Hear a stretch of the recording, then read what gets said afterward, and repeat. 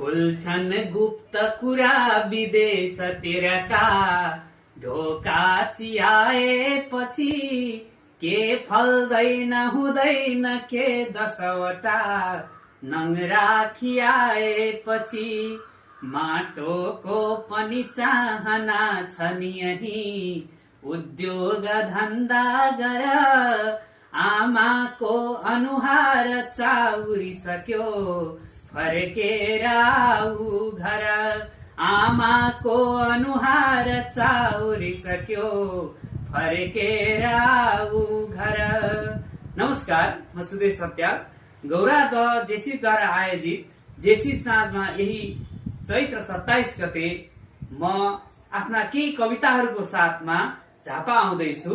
झापा वरिपरि रहनुभएका सम्पूर्ण साहित्य प्रेमी कविता प्रेमी मनहरूलाई त्यस कार्यक्रममा हार्दिक निमन्त्रणा गर्दछु।